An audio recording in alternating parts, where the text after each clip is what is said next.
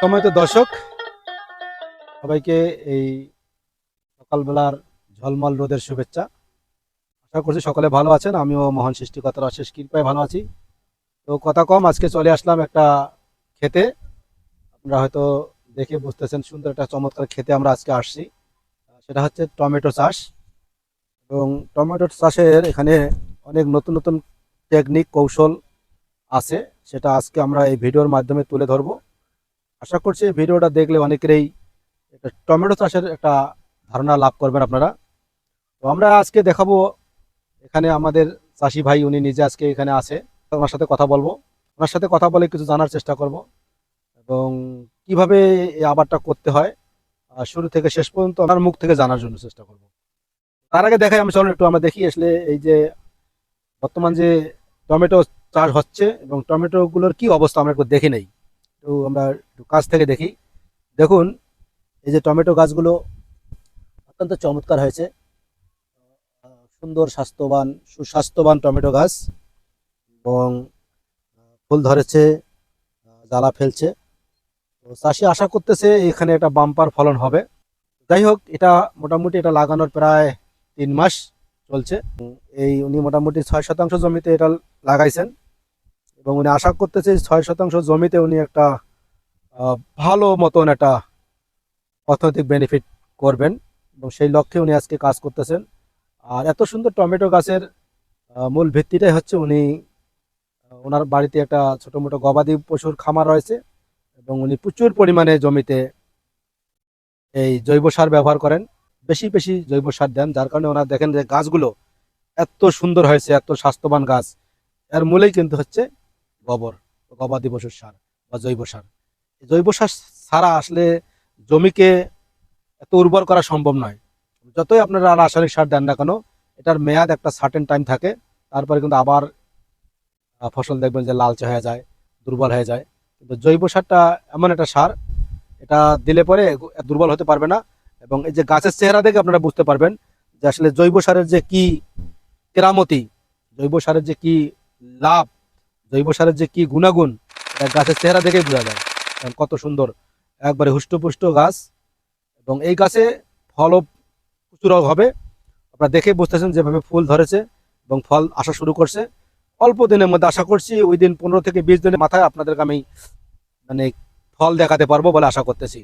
তো যাই হোক, আমরা চাষি ভাইয়ের সাথে কথা বলে জানতে পারলাম যে উনি দীর্ঘদিন ধরে এই আবাদটি করেন এবং প্রতি বছর উনি এরকম অল্প হলেও এই চাষটা রাখেন ওনার চাষাবাদের মধ্যে। কারণ উনি এটাতে বেশ মজা পেয়েছেন এবং ওনার যথেষ্ট অভিজ্ঞতাও হয়েছে। উনি এটাতে ভালো একটা একটা স্বাচ্ছন্দ্য বোধ করেন এবং এ ব্যাপারে তার যথেষ্ট এক্সপিরিয়েন্স। উনি আজকে নিজেই স্প্রে করতেছেন এবং ওনার সাথে কথা বলে জানলাম উনি এবারে শুধু ছত্রাকনাশক এবং সামান্য ভিটামিন স্প্রে করতেছেন এবং ঠিক এমনিভাবে উনি এরকম 4-5 দিন পর পর স্প্রে করেন। মাঝে মধ্যে কীটনাশক স্প্রে করেন, কারণ যাতে পোকা আক্রমণ না হয়, ঠিক এভাবে স্প্রে করেন। আর দেখুন এই গাছগুলোতে এই যে দড়ি দিয়ে খুঁটি গেড়ে টানা দেওয়া আছে এবং এই দড়ির সাথে সাথে এই ঠালগুলোকে বেঁধে রাখা হয়েছে যাতে এই ঠালগুলো মাটিতে না পড়ে বা ফলগুলো যাতে মাটিতে না পড়ে। অত্যন্ত সূক্ষ্মভাবেই কাজগুলো করেছেন, দেখে বেশ ভালোই লাগলো এবং ওনার এই জমিটা যে সৌন্দর্য বৃদ্ধি পেয়েছে এবং দেখে আসলে দারুণ লাগতেছে।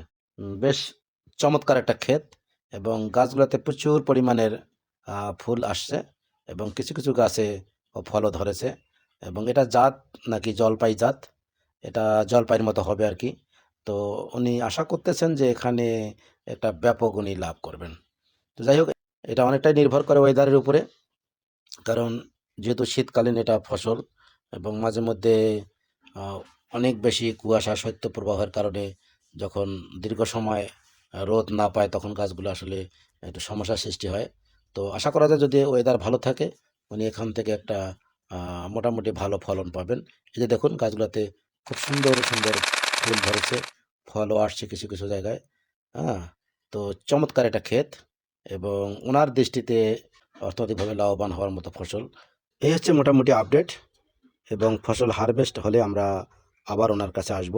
এবং হারভেস্টিং পদ্ধতি দেখাতে পারবো বলে আশা আপনাদের সামনে করতেছি। তুলে ধরবো। তো যাই হোক দর্শক, যদি আমাদের এই ভিডিওগুলো আপনাদের ভালো লাগে, আমরা যদি আপনাদেরকে বিন্দু পরিমাণ ইনফরমেশন দিতে পারি, তাহলে আমাদের এই চ্যানেলটির পাশে থাকবেন, সাপোর্ট করবেন, এবং আমরা নতুন নতুন কৃষি সংক্রান্ত সব এইরকম ইনফরমেটিভ ভিডিও দেওয়ার চেষ্টা করতেছি, যাতে করে আমাদের দেশের চাষিরা উপকৃত হয়, আমাদের দেশটা সমৃদ্ধ হয়।